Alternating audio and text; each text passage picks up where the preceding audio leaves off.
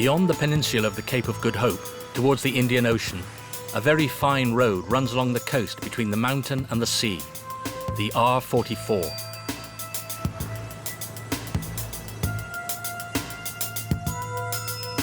Appreciated by motorists for its grandiose and spectacular vistas, this road is also the one taken by the poachers, illegal fishermen out for an exceptional shellfish, the abalone, which is worth its weight in gold in Asia.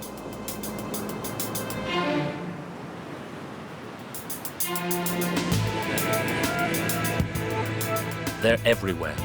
They dive day and night, highly organized, ready to do anything to fish totally illegally for these shellfish that bring the big return.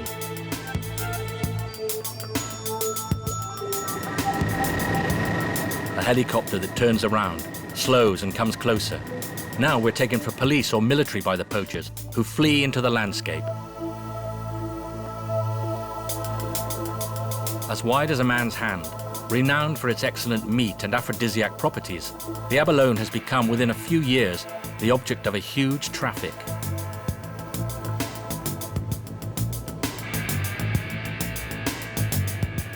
There's different groups. There's the diver that goes in, fetches, he brings it to the shoreline.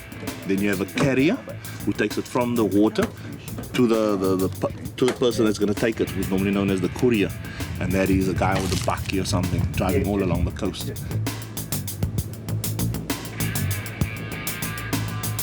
Normally, the person that gets arrested is either the carrier, the guy who's carrying it out, because if you see him, he'll drop it, but you've already identified that he brought it out, so you'll arrest him. Or it's the courier. It's hardly ever the divers, because they just go back into the ocean and they swim out.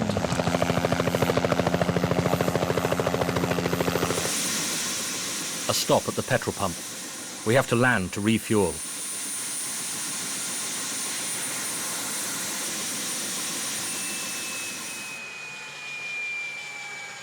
We join Fabian. He's a long-time member of a police squad responsible for catching abalone traffickers. He spent long days and nights trying to arrest the poachers.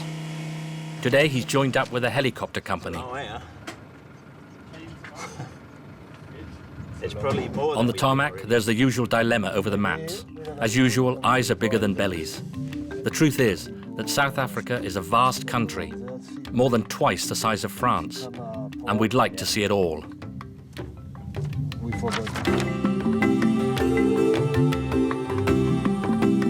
So we have to make choices, impasses, especially as the country is multiple, something difficult to decode, even if it means doing things twice.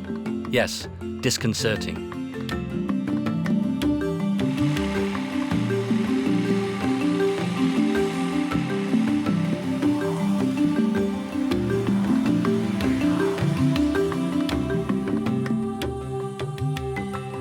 South Africa is one of the biggest wine producers in the world. It's also the only country on the continent of Africa to have a working nuclear reactor. And at the same time, nearly half of the population lives below the poverty level.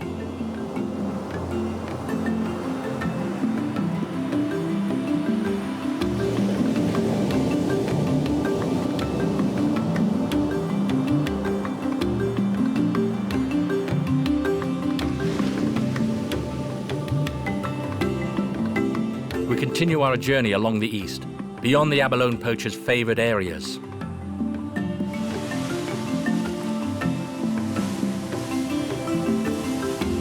As the last waves of the Atlantic disappear, the mists of the Indian Ocean appear on the horizon.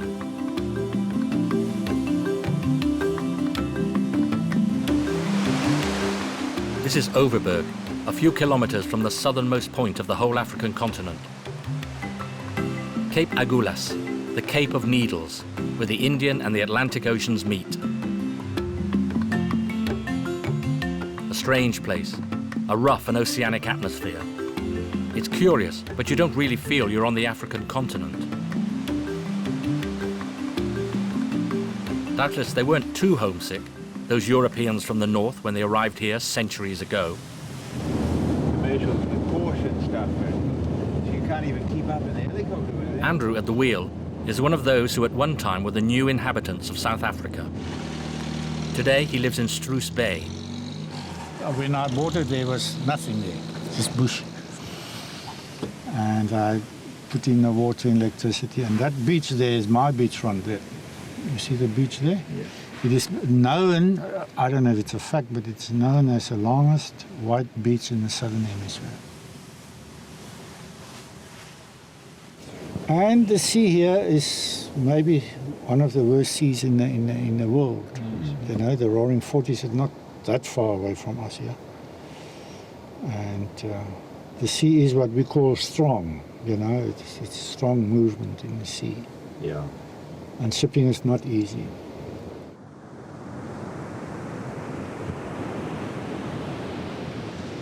We leave Andrew to his lifestyle that is so typical of many white South Africans.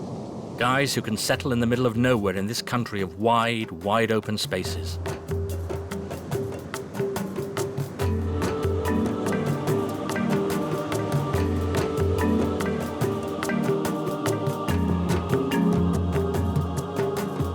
It's true, we hadn't imagined South Africa like this.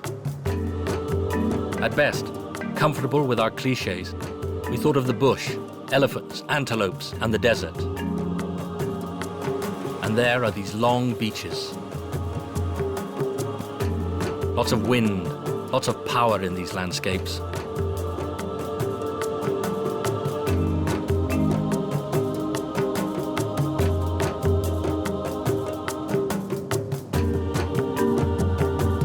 For many well-off South Africans, this is the dream spot. They call this coast the Garden Route, which you can also take by air.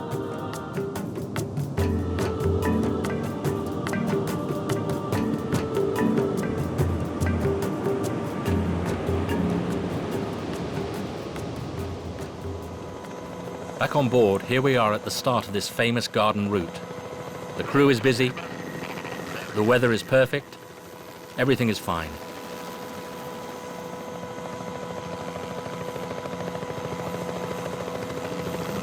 A few years ago, a steam train would have crossed this bridge. Beyond this point lies Wilderness Beach with its lavish villas looking out over the Indian Ocean's rollers. A beautiful beach is Wilderness, but said to be dangerous.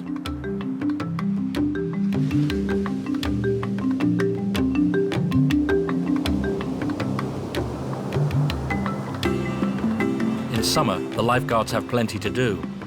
But today is just a practice day. We're in the month of May. It's autumn here in the southern hemisphere. Not many people in the chilly water. The lifeguards have fun just jumping the waves. And in the many campsites along this road, there are no summer crowds either. In December, the white youth of Johannesburg or Pretoria like to come down here on the coast to spend the end-of-year holidays at the seaside, with plenty of beer, around the braai, the barbecues, that culinary and social institution that brings South Africans together.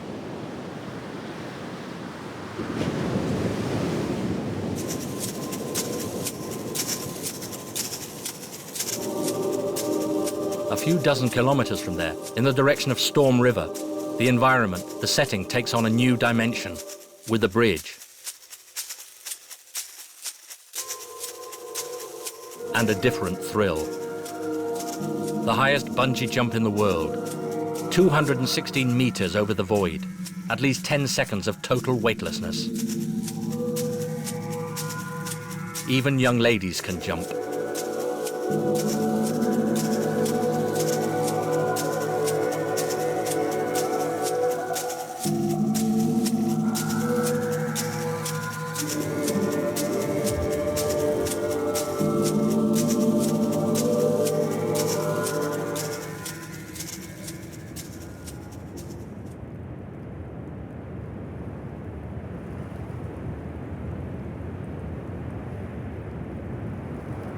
To drive the Garden Route is to go from the wildest to the tamest, from the most majestic to the most savage, as well as from the most developed to the most domesticated.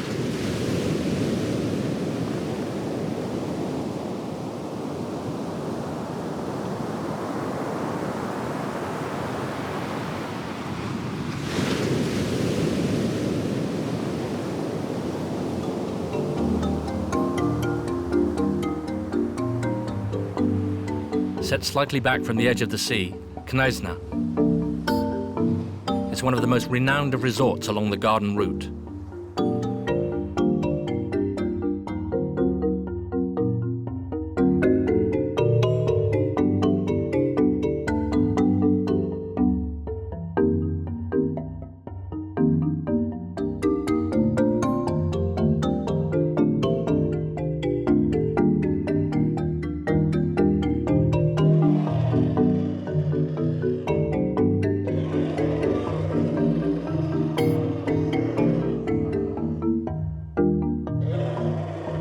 This region is highly sought after. It has a number of famous hotels. This one, in the heights of Knysna, lured the French national football team to use it as their base during the 2010 World Cup.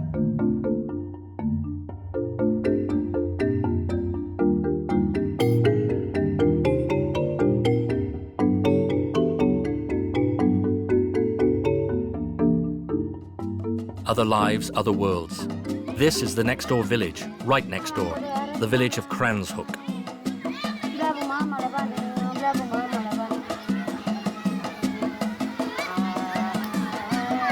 Obviously, there's no comparison between the living conditions of the people of Kranshoek and those of the passing tourists in Knysna.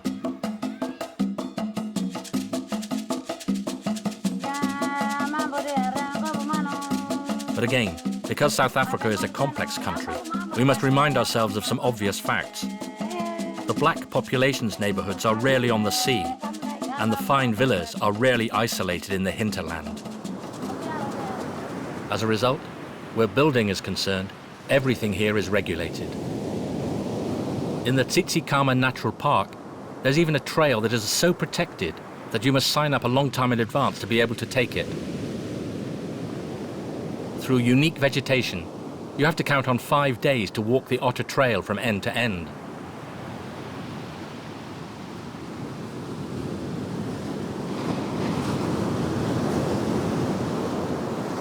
So, as we said, there's plenty of wind in this country.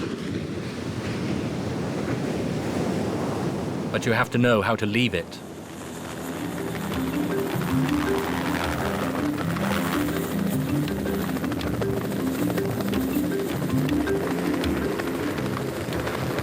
Pilot Bronte leaves for other missions.